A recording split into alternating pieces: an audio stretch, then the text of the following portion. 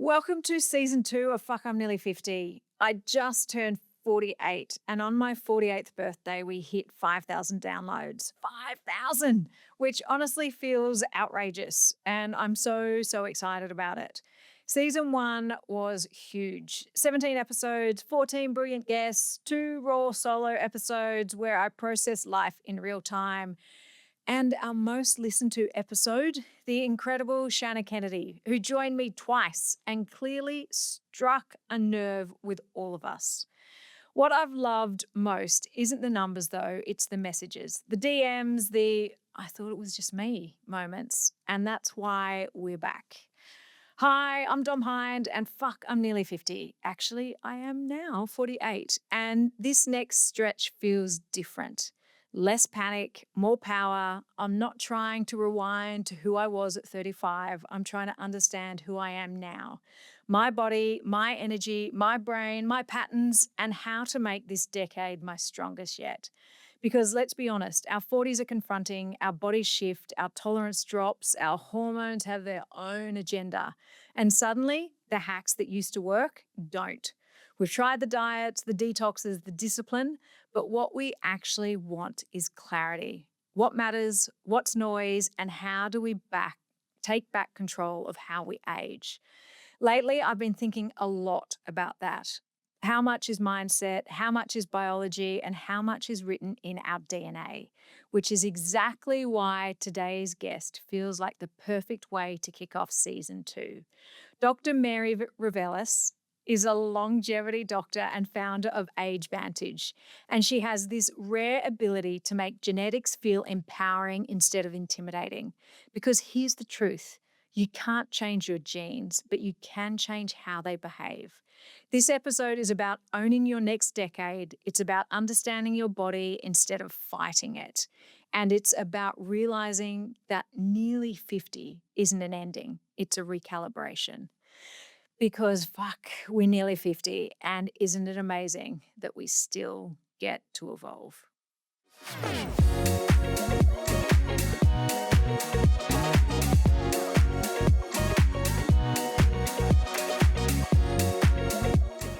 Dr. Mary Revelas is a longevity doctor, founder of Age Vantage, and an award-winning academic researcher. She's cringing. Who bridges microbiology, genetics, and the science of aging.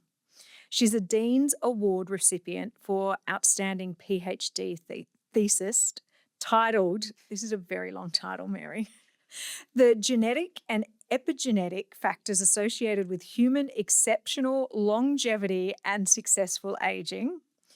Her research explored why some people not only live longer, but age better, uncovering what their genes, environment, and everyday choices can teach the rest of us about resilience and vitality.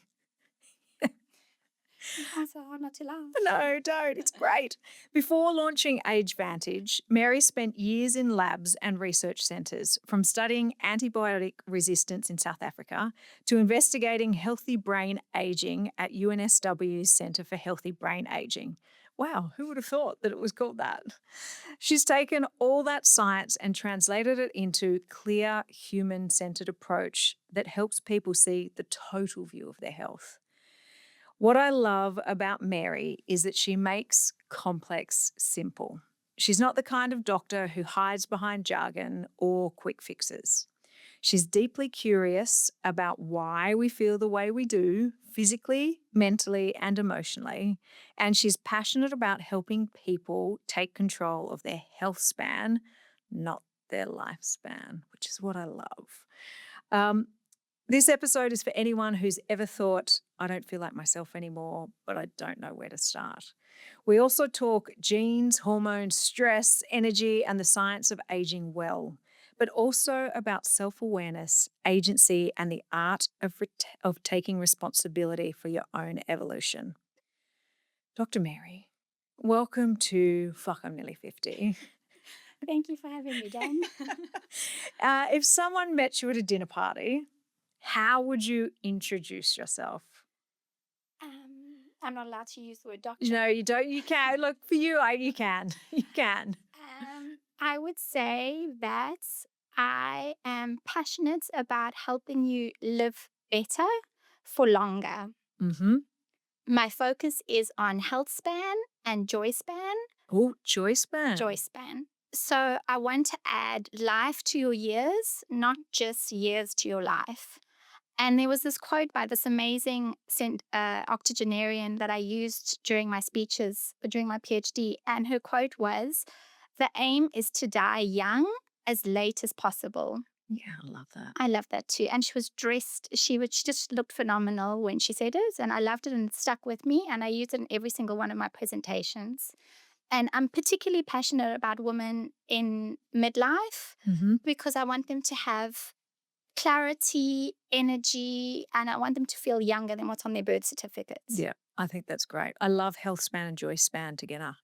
Sorry. There's been a great book released, Joy Span. I forget the author's name, but it's about how she helped her mother focus on joy. Joy. And joy is where it is all at. Okay, let's get into the questions. What's one moment in your own life where your body gave you a massive wake-up call? Oh, that's easy. Definitely during my PhD, I was raising a young family, and we all know that that's happy chaos. Yeah. My body was so dehydrated, and all I was doing was giving it caffeine. Movement didn't really exist in my world. Yep. And I remember at the end of my research, you have to synthesize everything together and to make it cohesive into this dissertation. It was late at night. I was sitting at my desk and I was so wired, but I was exhausted.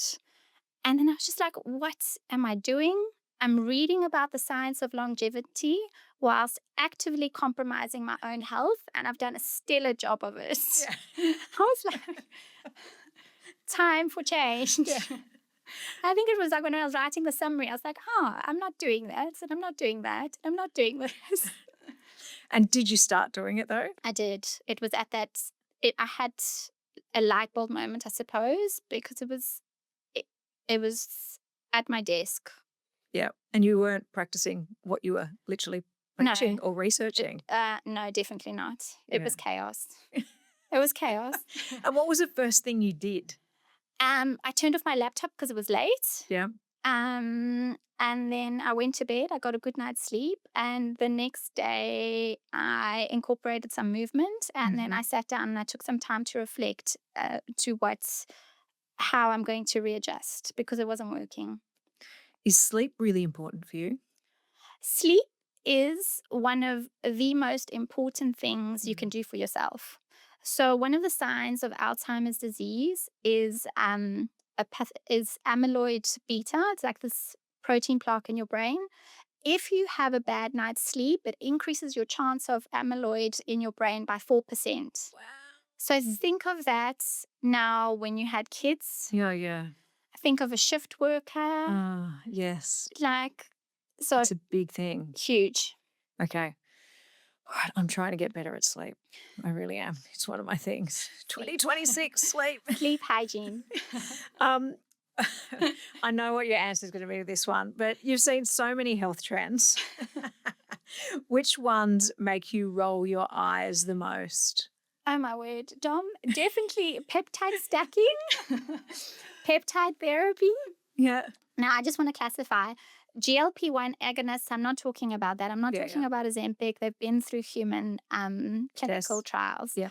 I'm talking about every time I open Instagram, there's some wellness or longevity promising woman that they can feel better and the brain fog will lift and start peptide stacking. And I even had a DM from a prominence clinic in Double Bay. So there's things like BBC 157, TB 500. They've all got the weirdest names. Just so difficult to remember. mTOS-C, and they promise things for like mitochondrial health, joint repair, anti-aging, and all a peptide is it's a short chain of amino acids. But those gray area clinical peptides, they haven't gone through not one human clinical trial. Lots of rat trials. rat trials, I think, in Croatia. Yep. I have to confirm that, but Mm. from memory, I think there was just actually like one. And look, I'm excited about it. I'm not saying that it's not there. Possibly it could be there, but let's just design the study, make sure that there aren't any after effects, make sure that it's safe, because what you're getting or ordering is not regulated. So it is a massive no. Okay. Actually, can I add another thing? Yeah, go on. I have a pet peeve. Yeah. And I don't know, because this is a marketing background, but I'm sure I'm guilty of using the term biohack. Yeah, yes. But I remember I was listening to a podcast by Steve Bartlett, and he was interviewing this one of the state's most prominent defense lawyers. Yes. And they were talking about the art of conversation and the power of words. And then I thought about the word biohack, and it irritates me now immensely. I think it's an insult to the complexity of the human body. They're just trying to sell women a shortcut. You cannot hack your way to health. You have to understand your body, you have to support your body, you have to work with your body, and you have to do the work daily. Oh, I love hearing that, because biohack, it just makes me go. It's clever. Whoever came up with Yeah, it is clever. it's great from a marketing background. It is amazing, but I think you the way that you put it is there's no shortcut. There's You no actually do have shortcuts. to do the work or do understand your body. You have to do the work. Mm. It's probably going to make me unpopular, but Yeah. you have to do the work. But that's what what your background is. So, was there a time that you realized you were doing everything right, but still not feeling great? Well, I don't think how life goes that you can always do everything right, but definitely, so that night at my desk when I was writing up, I did change a lot of things. And one of the things I changed, actually, because we were speaking about it earlier, have you heard of the term chronotype? So No. chronotype is when somebody says they are morning, Oh, right. Sorry. a Yes. morning person or a Night night owl. person. Yes. So that's actually got a genetic basis. There's a group of clock genes, and they are responsible for like your circadian rhythm, the onset of sleep and the duration of sleep. And I'm actually a morning person. So when I put the kids to bed and I was doing work at night, it didn't work for me. So I changed that, and it helped me tremendously. So you can actually tell that from your genes. You can. There's a few clocks, one per three. There's another one I can't remember. I think it's SIP one. The names are quite complicated. Yeah. But there's also interactions. Yeah, Wow. that's interesting. It's so interesting. And then actually, I've got another variant. Have you heard of MTHFR? It might be popular with a lot of nutritionists and naturopaths. Yeah. I know it sounds like an expletive. Yeah. But MTHFR is a gene name. It encodes this protein, which stands for methyl tetrahydrofolate reductase. Very mouthful. But basically, what that does is it converts folate in your body to homocysteine and methionine. Yes. And my variant doesn't function as well. So I simply switched that by making sure I have a lot of dark leafy green vegetables in my diet, and I take methylated B vitamins. And if I'm really Right. desperate, I've had injectable vitamin B12 vitamins as well. Right. So it's like I have those. I think the chronotype was the biggest thing for me, though. Yeah.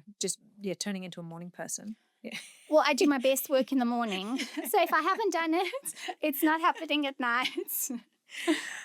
Okay, let's rewind a bit. You began your academic journey in South Africa studying microbiology and antibiotic resistance. What drew you to that? Um, well, growing up in South Africa, I saw how infectious diseases shaped communities. Mm-hmm. And I suppose microbiology just gave me a lens into the invisible world which drives disease. Mm-hmm. So it's funny how you'll never forget the simple things. My first practical at university, so I just started with a Bachelor of Science because I wasn't sure what I wanted to do. And they offer you microbiology term 1, term 2, genetics, biochem, and then not AI, we called it bio something else. Biohacking? No. And the first practical for microbiology, it was so simple, but it was so interesting.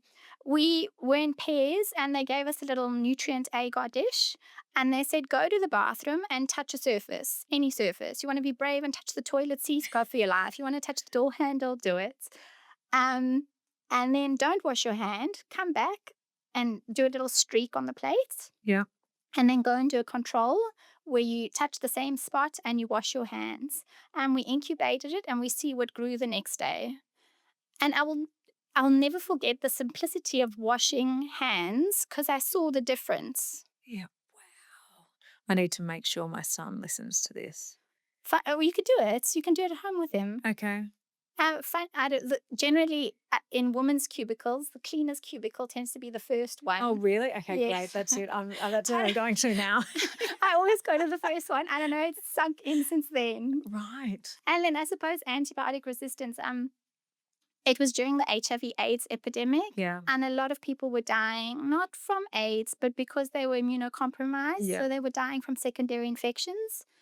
And I looked at tuberculosis and I was just amazed at how this little microorganism could outwit a drug. Yeah. And it just, I don't know, it showed me what not giving up is Yeah. and adapting. Mm. Yeah, that's okay. That's an amazing way of doing it or thinking about it. At some point, you shifted your focus to aging and longevity, earning your PhD. What inspired the transition? Um, well, I think there's two answers to that question. Um, Firstly, from a personal point of view, my husband Peter's been very good with his grandparents. Like he would always go and spend time with them and he would always phone them whenever he could. His grandmother on his maternal side suffered from dementia. And I remember one Sunday we were at home and he had phoned to speak to her and she didn't recognize him straight away. Mm. And he was explaining, it's Peter, yeah. And his heart was broken. And I remember him saying, you kind of lose that person in increments. Mm. And I haven't had, on my side of the family, I haven't had any dementia. So it was my first sort of exposure to that. We've had other things. We've got cardiovascular risk and cancers. And then when I got here, I couldn't work because of my visa constraints. So I thought it would be great to do a PhD because then I could still stay current and then kind of upskill because I didn't have a job to go back to after maternity leave. So I went online and then I started just researching and I came across the Centre for Healthy Brain Aging, who, by the way, do you know our Senior Australian of the Year, Prof. Henry Burdate? Yeah. I don't think I pronounced. He's the co-founder. Oh, wow. Yeah, so I was very proud to see his name up there. So he started it with Professor Satchev. And then I just emailed them and I went in for a few meetings and they had a few projects available. And then I don't know, there was some that were quite heavily stats focused. I was like, no. And that's why I just wanted to see why some people age with vitality and youth and others fade away. Yeah. And what, is there a key?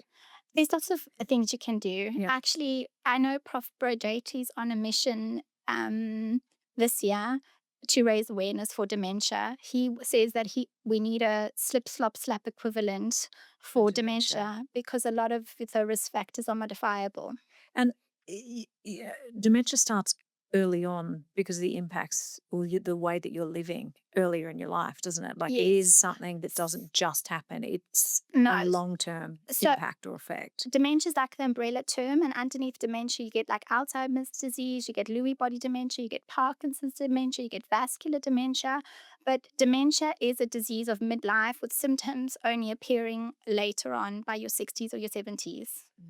So exactly what you said, midlife is not, it's a great time for a reset. Yeah, right. Great. Just after like a knee surgery and a shoulder surgery, you start exercising again. You received the Dean's Award for Outstanding PhD Thesis, which is amazing. Like it's unbelievable. What did you discover about why some people live so long and so well? that it's not just about genetics, it's also how your genes behave. But genetics definitely does play a role, and it's quite interesting. So, your first step in when you begin a PhD is to summarize what's currently known so you can find what's missing and you Mm-hmm. can um, y- contribute new content. Um, so I performed this meta-analysis, which is a really big study. So everybody around the world, whichever genes they associated with aging, you look at it and you do some stats and you see whether it is significantly associated with aging. So 5 out of the 9 genes were associated with aging. Interestingly, your heritability of longevity is low. It's 7 to 15%. But twin studies show us that after the age of 65, that increases to 30%. Right. So that tells us that when you're young, your behaviors and your environment play a more predominant role, but something does kick in later on in life. We don't understand completely what it is, but there is a genetic basis. And then there've been like 2 other studies. There was a New England centenarian study and an Okinawan centenarian study. And they showed that if you had a sibling that reached 100 years of age, you were twice as likely as the next person to reach that. Oh, wow. So your genes definitely play a role. We just haven't managed to understand the mechanisms, I suppose, as yet fully. Okay. Wow. Okay. So, I mean, if lifestyle is a factor for helping you live a better health span and have a better joy span, are there 3 things that you can actually go, make sure you're doing this, make sure you're doing that, make sure you're doing this? There's lots of things because aging is cumulative, it compounds.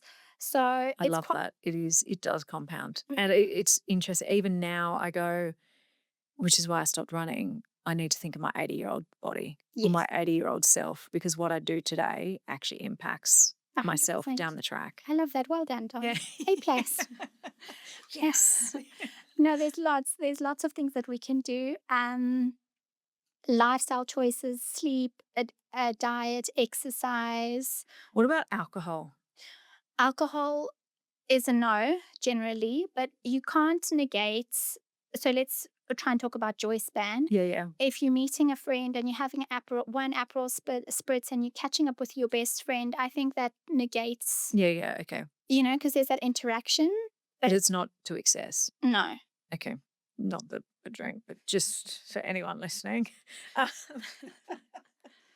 okay. Your research at the Centre for Healthy Brain Aging, which I think that would be just fascinating to see. It looked at genes, lifestyle, and environment over time.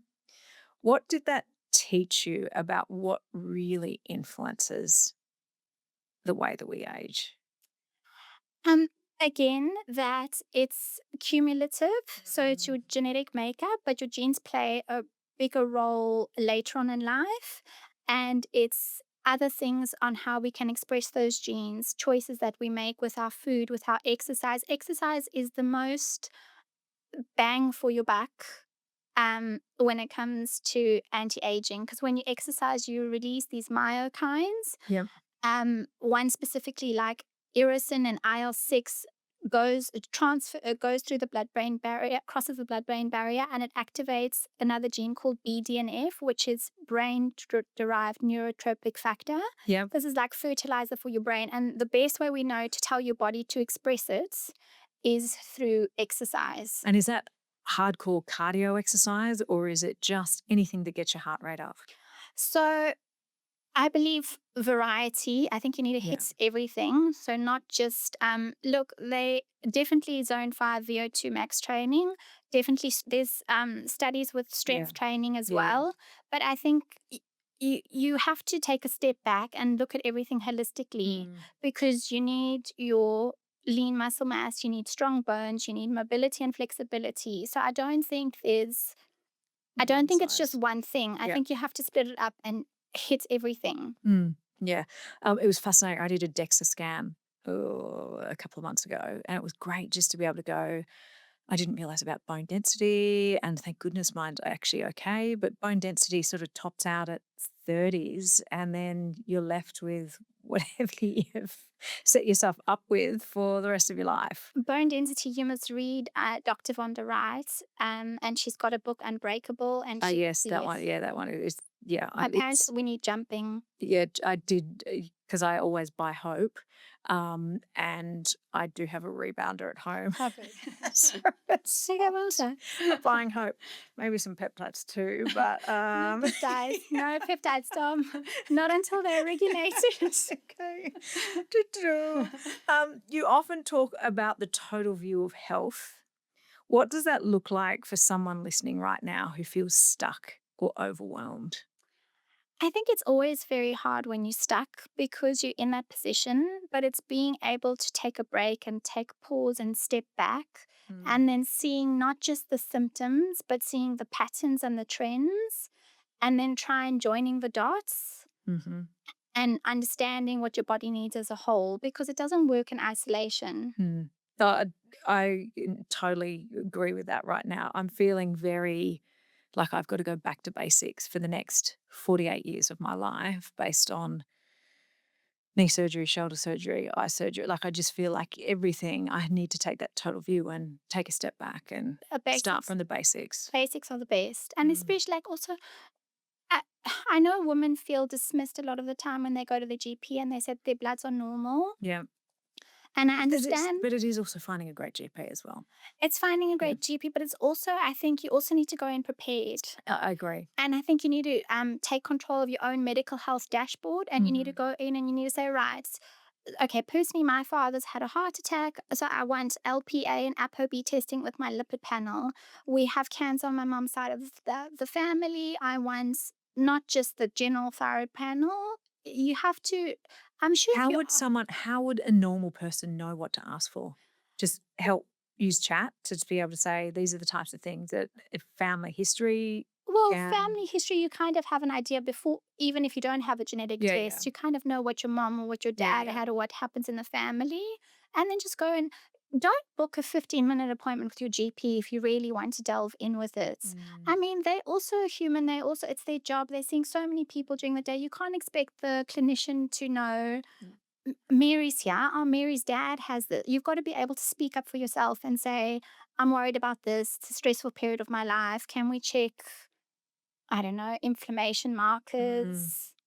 Yeah, I think that it's so important for you to own your own health. Like I literally just took all of my health records from Medicare, from My Health, from all of the imaging, and have just created one master summary so that I can actually go when a doctor says, what have you had done? What surgeries, when, what, and I can just go, there you go. I don't have to Brilliant, think. Dom. Everybody should do that. I haven't done that. Yeah. I'll send you mine and you'll be like, Thank you. what? Or I'll send you the prompt and you can do it. How do you help people move from the information overload to clarity and action?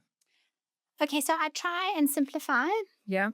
I've developed, so I'm very proud of my Greek heritage, and with Age Vantage, everything that I've developed has like a Greek word in it. So I've developed this agape framework, and agape is a Greek word for love. Okay. So it goes, how do we activate what we have, guard it, absorb it, protect, and integrate? And then depending on the result or depending what it is. So, for example, I know everybody knows that VO2 max is one of the greatest predictors of longevity, but what's not out there yet is that it's actually affected by your genetic heritability. Oh, really? 40 to 60%. So you might be a high responder and I might be a low responder. And then you might be getting fantastic results, and my results might not be that great. But at least, I need to worry about myself and stay in my own lane and be like, it's fine. I'm still improving, but I might not be able to get there. It's interesting because even like from a VO2 max perspective, I've got like mine's quite good, but my resting heart rate is so high as well. And I always joke with Justin saying I've got a budgie heart because it just beats all the time. It just constantly goes. But I'm like, the one way of getting your VO2 up is by reducing your resting heart rate. And it's like, it's just me. I think it's hard for women in general because I think, I don't know, my heart rate variability score is woeful on my wearable. Yeah. Yes. It's what I struggle with the most. But I think, I don't know, we've just been trained to be in parasympathetic mode. So we're always Yeah. under stress and we're always on the go and there's always something to do and kids always need something. It's Yeah. always like go, Yeah. go, go. So I understand why the heart rate is like, okay, what are we doing? Um, so with your doing the 5 things, what do you actually do? So what tests do you actually need to go? So when someone comes to see you, what do you get them to do? So as simple as swab, and then we Yes. send it off to the lab 4 to 6 weeks, and then we get a whole lot of genetic information. If they have a DEXA scan, that would be great. Yes. A DEXA scan, VO2 max would be great as well, and grip strength Oh, would yes. be also great. And then I talk to them because everybody will have different strengths and weaknesses. So you have to maximize your strengths and work on your weaknesses. Group strength is one that I'm terrible. I had when I had kids with the pram, I've had cortisone injections in my wrists. right. So my grip strength isn't What are you great. doing to I'm improve trying it? to hang. So when I take the Oh, kids to yes, I Lion know. Park, I'm on the monkey bars. And I'm like, go me, come. How long do you get? I haven't, I think well, my score wasn't great. I was on 45 seconds, but I'm working on it. Yeah. Do you know what? It's funny. I've just swapped gyms because I can't do strength training. I've literally got to go back to basics. And every time I leave the gym, I literally just hang on the bars in between the big gym bros, and I'm just there hanging. That's good. That's great. That's great. I do think they look at me and go, "Can you just get out of our space?" But I don't care. Um, a lot of women hit their 40s and feel like their bodies have betrayed them. Their energy has gone, their sleep's all over the shop, the mood, the weight. How do you help them get back control? Through education Mm-hmm. and compassion. So knowledge is power and knowledge is agency. So when they come and speak to me, we unpack everything that's happening biologically. So hormones, inflammation, diet, perimenopause.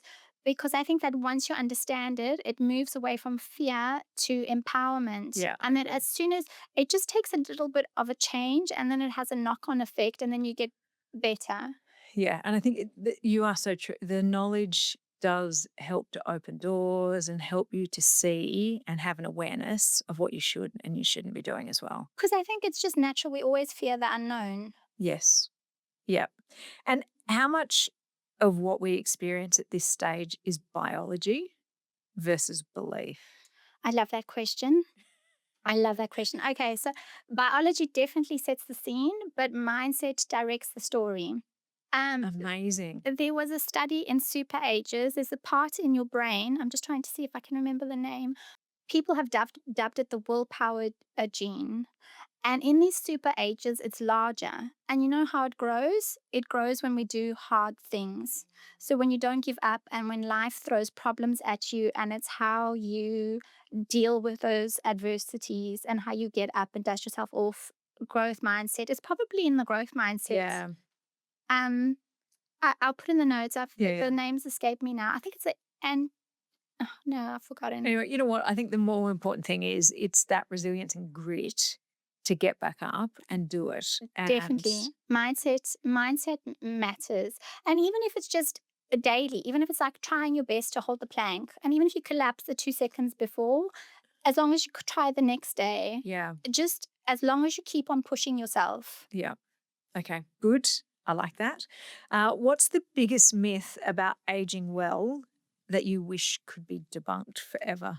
That it's about looking younger and that it's about a number on a scale. So when you said you went for a DEXA scan, you made my heart happy because I'd rather know your bone mineral Yeah. density. I'd rather know your lean muscle mass. I don't care about the kilograms. Yeah, oh, I don't care about the kilograms either. I just want to make sure that it's all in right proportions. And I was really worried just about the bone density. But I think, I don't know, growing up, we were taught to care about the kilograms. And I don't That's want, it.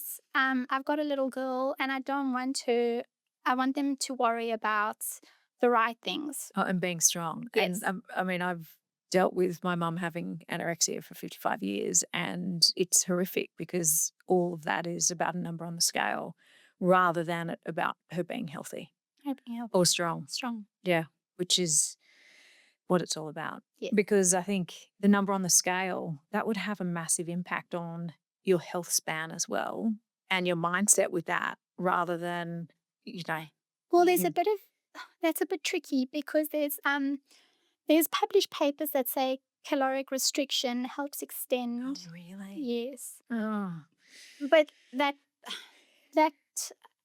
I would argue and say where's the joy span in yeah, that? yeah, yeah. See, I think because that's it. life is messy. Yeah. So you have good days, bad days. Mm-hmm. Yeah. Yeah. Which everyone is talking about longevity at the moment. And it's become, when I started studying, nobody knew what I was doing because I did it part time while having kids, and everybody's like, "What?" Now there's What like is a longevity buzzword. You can't open up Instagram without there's a wellness influencer talking about biohacking every 2 I minutes. know, but so you really are the original longevity researcher. I don't know if I'm I'd say the original was probably Prof. David Sinclair. Yeah, probably. But you have been doing it a long time, and it hasn't just been something that you've added on to your bowl of achievements or your string of things that you're doing. It is something that has been ingrained in really everything that you've been doing. Yeah. You're like, yep, what do I need to say? Okay. So you are now opening a new chapter for you. What draws you to that now? Oh, that's quite difficult to talk about because so my mom's recently been diagnosed with cancer, and longevity, I think Dr. Peter Attia talked about it most in his book. So longevity medicine, he explains how there was medicine 2.0, which is where we wait for the heart attack to happen and it's all reactive. Longevity medicine is about, understanding your genetics, looking at your biomarkers, mitigating your risk. So I think you can sum it up by saying it's preventative and it's proactive. And what I wouldn't give to go back for, a screening test, because prevention is really priceless. And I think, especially for women, you always put yourself last because you're busy. Women are actually leading the longevity race, but we spend more time of that suffering chronic disease and disability. Apparently, we don't complain as much and we just get things done. Isn't that like the grit coming out again? We make the appointments for everybody else. And I'm actually, I'm frustrated at myself as well because Peter and I are overdue for our skin cancer checkup. Oh my goodness. I know. And I got, my children spend a lot of time in the sun, and normally the dermatologist never wants to. I want the dermatologist to assess each of my kids properly so I can take them. So I had 2 appointments and I've gotten them for my kids in April. And I'm like, Peter and I also need appointments. But it's on my list and I will do it and I'm not going to leave it. But that's a perfect example. Yeah. But it's hard. I don't know. With women, it's just, you never prioritize yourself. But do you know what? That used to be the case for me as well. But when I started owning my medical history and my medical record, I now make it a priority. I think I need to learn that from you. Yeah, because if you're not healthy, you can't take care of everyone else. Yeah. So it has to be a priority. And I'm going to make you, after we leave here, you have to. No, as I made the book, I knew, and I got my referral, and I was like, yes, and I'm like, but it is hard. Like you do have to do the referral, but I mean, I always go and see my doctor, who I love.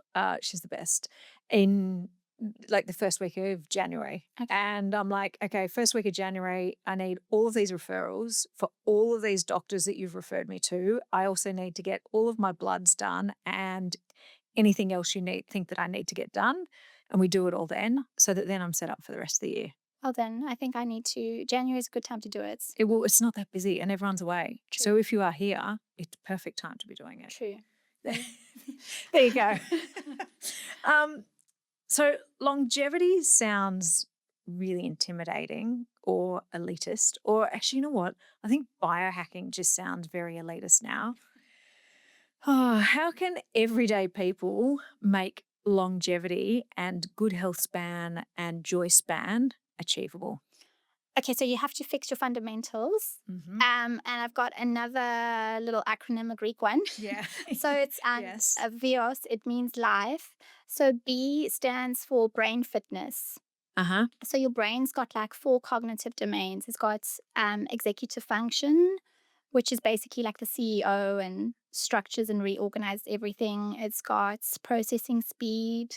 It's got attention. You Mhm. know, as you get older, if you want to, do you lower the volume on the radio so that you can reverse into a car park? Yes. Not, I, not That's yet. good. I turn up the volume when the kids are in the car so I can't hear them. Is that? Joking. What else? Did I say processing speed, memory, attention, executive function? Yeah. So ideally, you want to be training your brain as well. I actually bought a Yeah. brain grain. Okay, go on. Did Let's I? do it. Okay, let's do it. Yeah. So hang on. And so training your brain, how do you do that every day? And is that like luminosity, like all those things, or can I do like Sudoku, or like what is training your brain every day? All of that helps. There's a study, there's published studies for reading and writing. Mm-hmm. So writing is actually huge, and that's quite a big worry for our children because they have a lot of online things. I think the study was in Japan, in the Japanese centenarians. It was for writing. And just as in journaling or just writing Just writing. creatively? Writing, because we or- aren't writing anymore. Yeah, right. It just fires up different neurons. Because it's like your retirement fund. Every sort of little thing you do, it's training it for later in life. What else is there? Even just novelty. So it loves not everybody can go out and has the time to learn a new hobby or learn a new language, but if you even just taking a different route home and seeing something different or changing your walking route is good for you. Yeah, wow. That's actually really Like, interesting, isn't it? Like So, or starting a podcast or something. Yeah. so well done. This is actually, I think they call it's the Stroop Challenge. Okay. So it's quite, let's see, I think you've got to say the first time, you've got to say the word and not the colored cardboard. Okay. Okay, you ready? So what color am I saying the word? You're saying I'm saying the word. Okay, blue, green. God, you're faster than I could turn. Yeah. I can't even read that. Does that say yellow? Yellow. Okay. Black. Well done. I'm too slow. Oh, I can't even. Does that say red? Red. Yeah. Okay, great. Okay, now you've got to say. Now you've got to say the color of the cardboard, not the word. Okay, red, yellow, purple, white. Oh, come on, Mary. I know. Green. Well done. I was going to say next you need to say, then you can improve this each time. You can say the in color and then you can say odd and even. But clearly I'm not as. And then you keep on building. Okay, right. And then now you say like these numbers, but you say them backwards. Okay. So 56 is? 65. 822. 228. 741. 147. I'm too slow for Yeah. retaining this. My skills, that's 2080. 2080, is it? It is 82. Or two, hang on, because I can't see because my eyes are, it's on red. 2080 would be 82,000. 2080. Oh no, and 80. Yeah, it'd be 820, 802. 2080, because you don't say the zero. You don't say the zero. Yeah. 3,764. 4,670. What's that first letter? 3. 3. Well done. Yeah. So there's actually in an ideal world where like elite athletes like Formula One drivers and tennis players, like they have gyms where they're working on their physical fitness, but then they have to do dual tasking with a ball? Is that like where they use the ball? With the ball, like they'll say you've got to maybe only hit the red light bulbs coming up on the wall. Ah, yes, where they're on that screen and they're playing that. Or if we did this now, but we had to be lunging, like it would be a lot more difficult if you were lunging and you were like blue, black. Yeah. Not just sitting down, it would. Okay, I stands for inputs. Inputs is just whole foods, I suppose. Yes. Some pro-Mediterranean whole food. Yep. Output would be your exercise. Yes. And S would be what you're going to work on this year, your sleep and social connections. Okay. You don't need social connections. Yeah. You need sleep. But you know what? Sleep is hard because I get up so early in the morning to go to gym before you get the kids up from school because it's really the only time for me. If I'm not going to bed at 9:30, which doesn't happen often, It needs to it happen often. just Why is it not happening often? just because I don't know, just things to do. Yeah, okay. I think I just need to set. Leave the things to do. Yeah, You need okay. to look at your priorities Mm. because your brain needs to hit different phases. It needs that deep sleep. They call it the glymphatic. It's when it, like, in essence, it takes the trash out. So Okay, it's clearing right. your brain out. I always, Okay. like, I tell my kids, go sleep. Yeah. It's good for you. Okay, good. And I guess my next question is probably going to be, you're going to tell me one of them is going to be sleep better.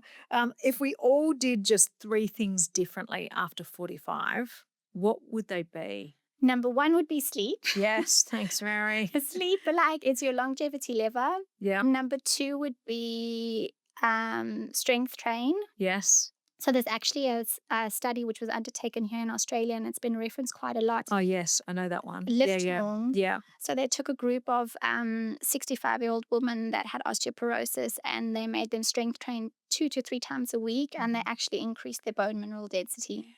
So Which is even if your amazing. DEXA scan you said was okay or Yeah. average? No, it was great. Oh, great. Yeah, That's yeah. great. So even now, you get your DEXA scan, you still lift heavy because you're increasing your bone mineral Mm. density.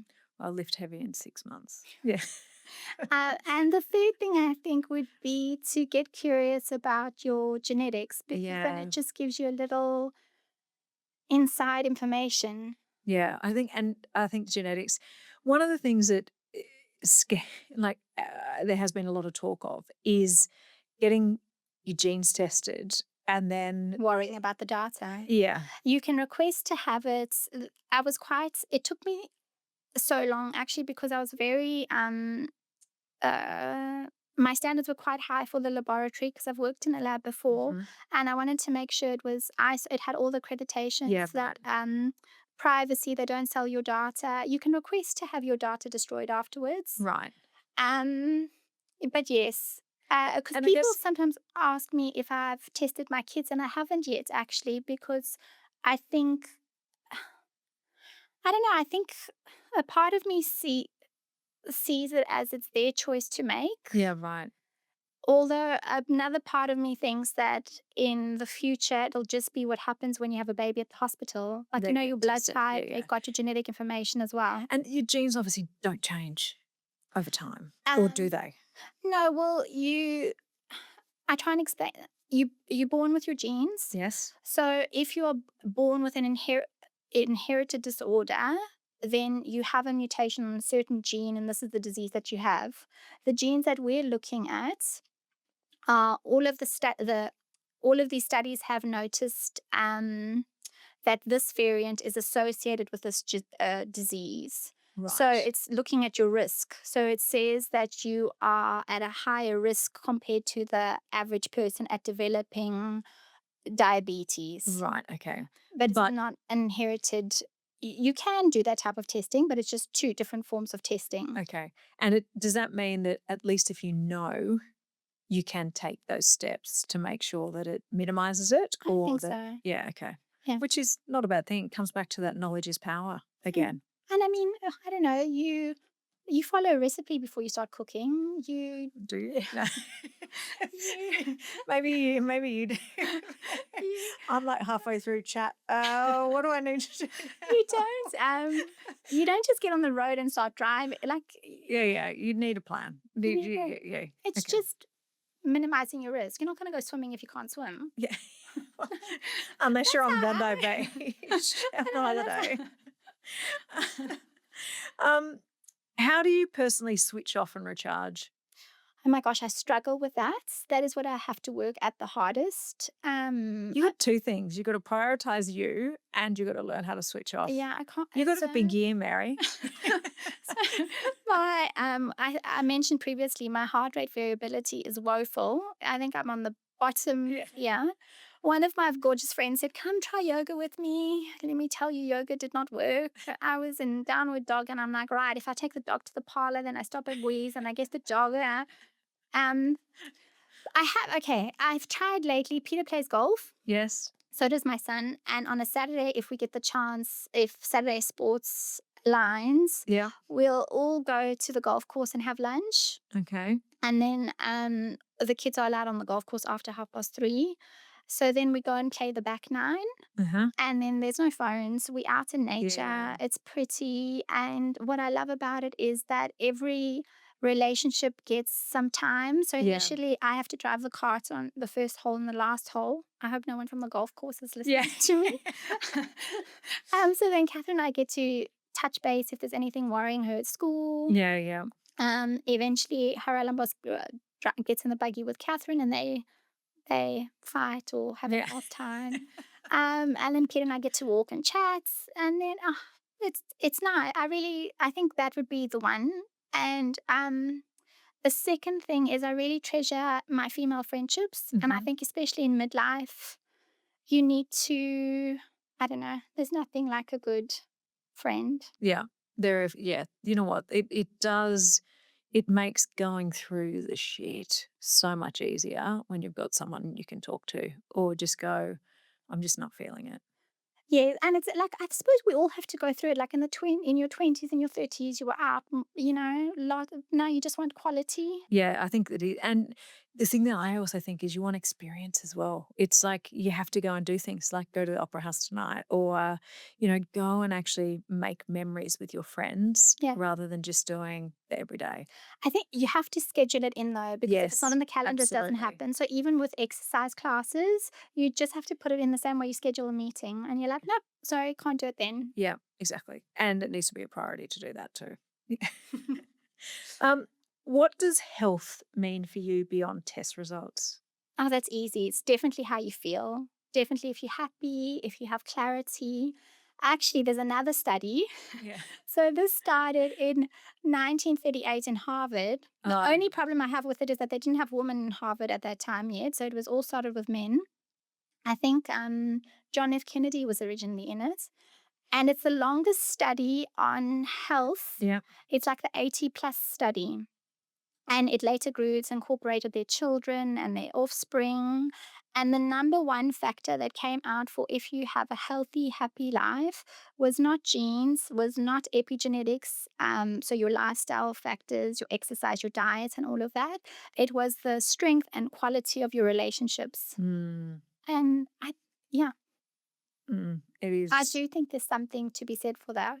Mm. And also, Prof. Bodratzi had organized a Living to 100 conference a few years ago. I think I must have just started. I would have been like first year. And at the end, he had 5 centenarians, because we have our own. There's a Sydney centenarian study.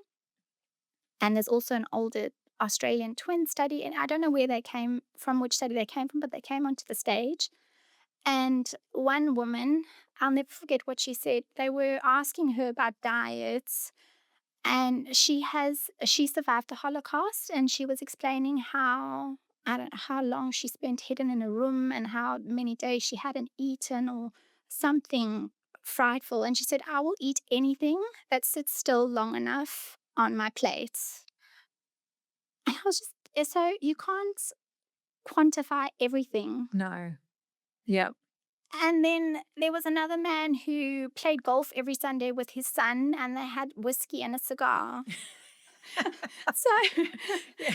So it's not just, it's everything. And this is the whole thing. It is holistic. Like it is a holistic health, actually is holistic. And it's not just what you put in your body, it's the environment that you're into. I do think it's what you put in your body, because I think, but that was her life experience. Yeah. She went through such a traumatic Yeah, event. I've been lucky enough to not have to go through that. Yeah. Yeah.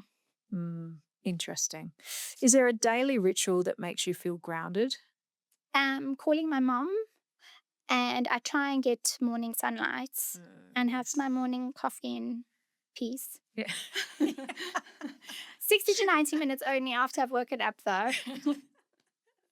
Okay. Rapid fire questions. Supplement you swear by? Okay, there's 5. Oh, okay, great. 5K for brain health, creatine, Yeah. and fish oils. Yes. Vitamin D and with K3, so the K3 Yes. tells it to stay out of your arteries. NMN and Yes. magnesium. Okay, good. Doing all those. Most overrated health fad. Peptides. Oh, No, peptides, Dom. yeah. Midlife mood in one word. Fierce. Great. If your body had a playlist right now, what's the first song? I think I've been influenced by my Swiftie daughter. I'd probably say Shake It Off, because sometimes you can try your best, but your hormones and your mood's not playing along and you just need to dance it off in the Yeah. kitchen. Your dream dinner guest for conversations about aging. That would definitely be my late grandmother, my mother's mother now, because sh- all of her ancient wisdom, we can now sort of explain the science behind it. And I miss her dearly and I love her very much. We've had only one girl in the family for 7 generations, so it was very special. Right. Nice. What's one truth about health, aging, or longevity that people need to stop ignoring and start believing?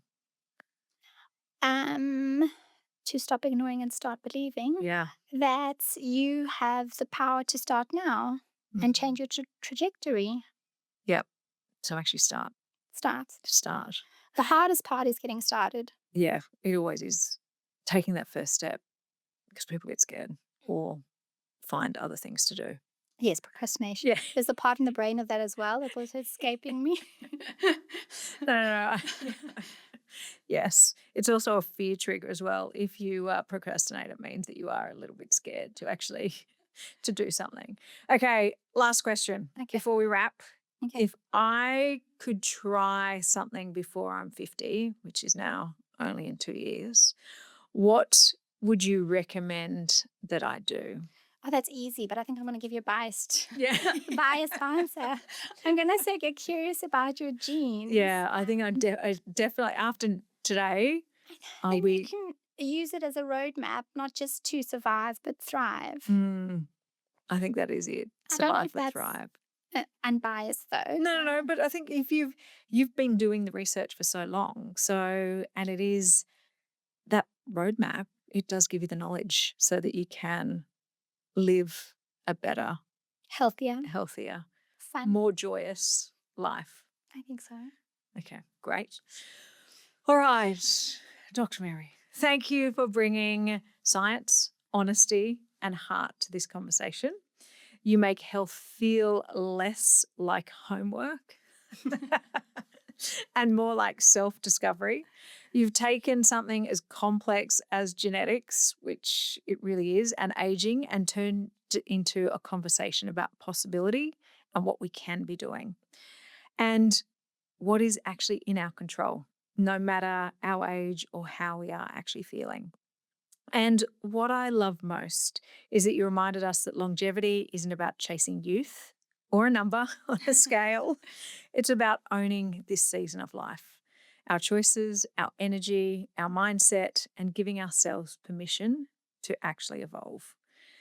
You showed that living well isn't about doing more, it's about having more fun and being more focused on our health and letting go of what doesn't matter and building habits that thrive and not just let us survive. So if you've been listening and thinking, I'm tired, I've tried everything, I don't know where to start, maybe today is the reminder or the push that it's not too late to start again, smarter, slower, and move in tune with yourself. So if you want to learn more about Dr. Mary's work at Age Vantage or genetics, I'll link everything in the show notes. And if you've enjoyed this episode, share it with a friend who's ready to take the next step and make sure that they are learning more about themselves. Because the conversations that we have like this help us shift what aging looks and feels like for all of us. Because I'm nearly 50 and isn't it amazing?